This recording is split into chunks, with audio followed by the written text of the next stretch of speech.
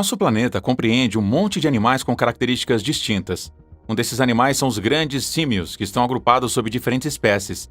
Cada espécie tem o seu próprio modo de vida. E recentemente os cientistas descobriram algo assustador sobre as espécies de chimpanzés. Eles ficaram perplexos com essa descoberta arrepiante, e por causa de quão assustador era, eles tiveram que anunciá-la ao público. O que os cientistas descobriram sobre os chimpanzés e como essa descoberta afetaria nosso conhecimento sobre o reino animal? Junte-se a nós enquanto exploramos como os cientistas acabam de anunciar que um chimpanzé foi observado fazendo algo assustador. Também considerados chimpanzés, eles fazem parte da família dos grandes símios, que consiste de humanos, bonobos, gorilas e orangotangos. Os chimpanzés são dos parentes mais próximos dos humanos, mas não em todos os sentidos. Eles compartilham conosco cerca de 98% dos nossos genes. Com corpos espessos e pernas curtas, os chimpanzés têm alguns atributos no comportamento relacionado a nós. Eles não têm cauda, polegares oponíveis e braços longos que são 1,5 vezes a sua altura e crescem além de seus joelhos. Além disso, grande parte dos seus corpos está coberta por longos cabelos negros, exceto as orelhas, dedos, rosto e dedos dos pés, que geralmente estão nus. Um comportamento recente observado pelos cientistas mostrou algo anormal. Os cientistas sempre se perguntaram por que os chimpanzés fêmeas nunca estão à vista sempre que devem dar à luz a sua prole. Esse fenômeno é chamado de licença maternidade, onde a chimpanzé fêmea deixa o grupo e se isola em uma área desconhecida até dar à luz ao seu filho. Cientistas e pesquisadores têm bisbilhotado nas florestas e em todas as formas de habitat por anos para descobrir por que os nascimentos de chimpanzés na natureza raramente são avistados. Eles têm uma resposta para suas buscas, mas a visão desta descoberta é suficiente para mudar a nossa percepção de como os chimpanzés se relacionam. Em um dia chuvoso em dezembro de 2014, uma dupla de pesquisadores estava estudando um grande grupo de chimpanzés vivendo nas montanhas Mahale, perto do lago Tanganyika, na Tanzânia. Marcado como Grupo M, o grupo de chimpanzés tem sido estudado por vários pesquisadores desde 1968. Os pesquisadores que fizeram a descoberta, Michio Nakamura e Hitonaro Nishi, estavam confusos e entusiasmados ao mesmo tempo. Como eles acabaram de ver um chimpanzé nascer, eles também ficaram chocados porque a mãe não se retirou de seu grupo antes do parto. A mãe, devota, ainda estava entre outros chimpanzés quando deu à luz. Então, cerca de 20 outros chimpanzés também assistiram ao parto. Ela fez parte do grupo há cerca de 2 anos na época. Nakamura e Nishi tinham observado a festa dos chimpanzés antes daquele dia fatídico, e os cientistas não notaram nenhum sinal da chimpanzé esperando um bebê, nem observaram nenhum movimento que mostrasse que ela estava prestes a dar à luz. Por estas razões, os pesquisadores da Universidade de Kyoto estavam incrédulos enquanto observaram com admiração. Infelizmente, essa admiração não durou muito, pois eles também testemunharam um evento chocante que aconteceu alguns minutos depois. Poucos segundos perto do parto de Devota, o macho alfa entre o grupo de chimpanzés, chamado Darwin, veio pegar a criança. O incidente aconteceu tão rápido que Darwin tirou o recém-nascido do chão e fugiu mesmo antes que a mãe tentasse tocá-lo. Como resultado, mesmo os pesquisadores não puderam confirmar se o bebê era um nascimento vivo ou então um natimorto. Eles nem mesmo puderam confirmar o sexo do bebê antes que Darwin se precipitasse e o arrancasse para a floresta. Ainda estupefatos com a situação, Nakamura e Nishi começaram a se preparar para procurar Darwin nos arbustos. Eles estavam reunindo seus diários e câmeras prontas apenas para eles verem Darwin aparecer nos arbustos, ainda segurando o recém-nascido. Um dos pesquisadores apressadamente tirou algumas fotos, mas eles estavam em ambiente mal iluminado. A chuva também foi um problema, mas eles tiraram algumas fotos antes de Darwin correr de volta para os arbustos. Os pesquisadores o seguiram imediatamente e encontraram o macho dominante 15 minutos mais tarde em uma árvore próxima. Quando chegaram lá, eles viram Darwin comendo o corpo do recém-nascido, começando pelas suas pernas. Enquanto Nakamura e Nishi observavam horrorizados, eles viram outros chimpanzés entrando abaixo da árvore e pegando pedaços da carne que haviam caído no chão, enquanto Darwin estava despedaçando a criança. Quase uma hora depois, Darwin tinha comido a criança. Essa descoberta chocou os pesquisadores, mas também foi um fenômeno que desencadeou uma hipótese em seu estudo. Os pesquisadores acreditam que a criança foi raptada por Darwin por causa da competição.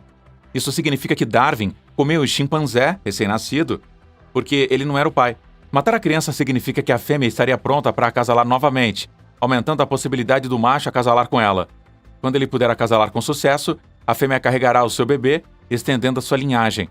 A matança de chimpanzés infantis e canibalismo entre as espécies já foi documentada anteriormente, mas esta é a primeira vez que pesquisadores e cientistas veem um bebê ser raptado e morto imediatamente após o parto. Até mesmo os primatologistas ficaram surpresos com esta descoberta. No entanto, Nakamura e Nishi propuseram uma teoria sobre o que eles encontraram nas montanhas. Eles disseram em seu estudo que a razão pela qual os cientistas estão apenas documentando tais casos de ver um bebê arrancado poderia ser devido à raridade de observar chimpanzés fêmeas durante o parto. Eles propuseram mais adiante, dizendo que também poderia ser por isso que as chimpanzés se retiram de seus grupos e embarcam em licença maternidade.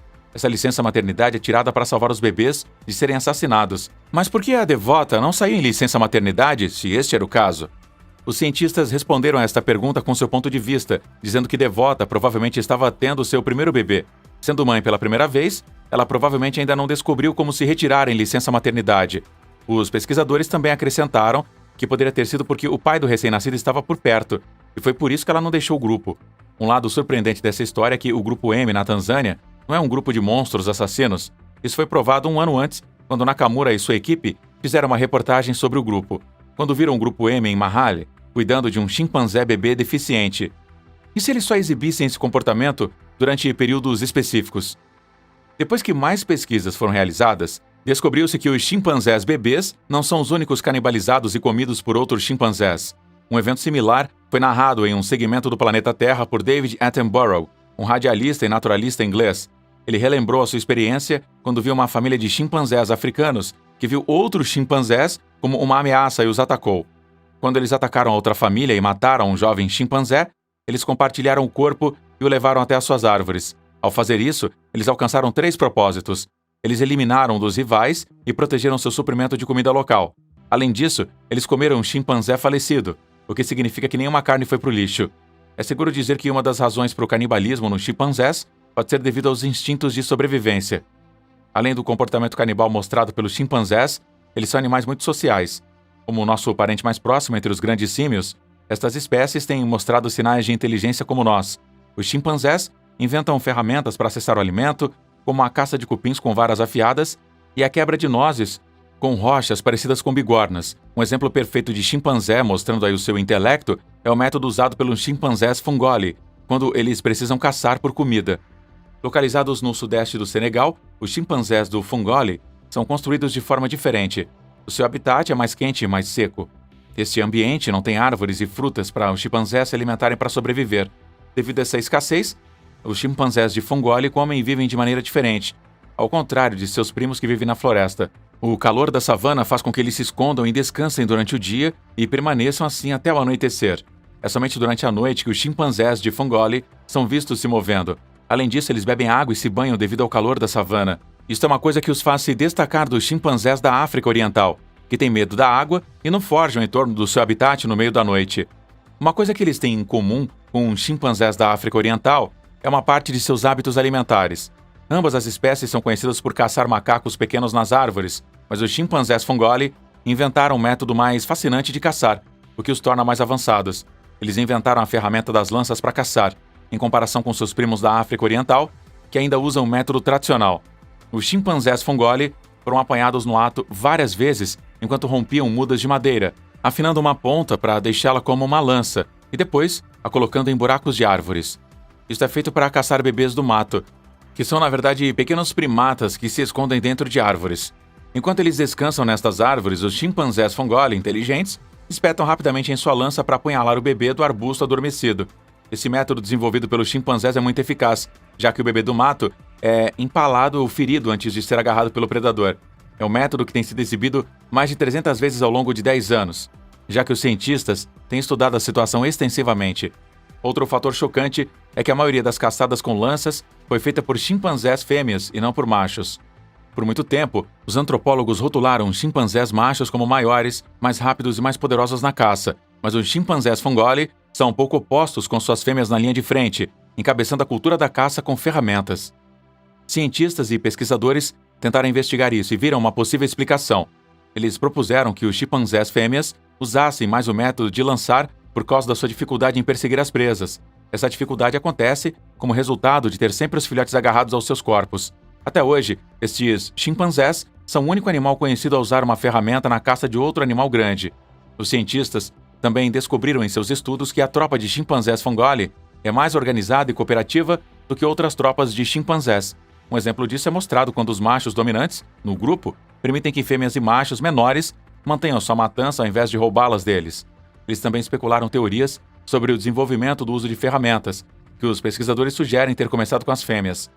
Eles também propuseram que poderia ter sido o mesmo para os humanos primitivos, já que os primeiros humanos fabricavam armas em um ambiente relacionado.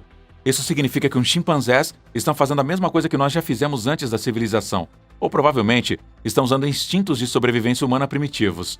No que diz respeito aos cientistas, estes chimpanzés têm muito mais em espera para nós, então mais esforços estão sendo feitos para estudar os seus comportamentos. Quem sabe o que será descoberto sobre eles a seguir?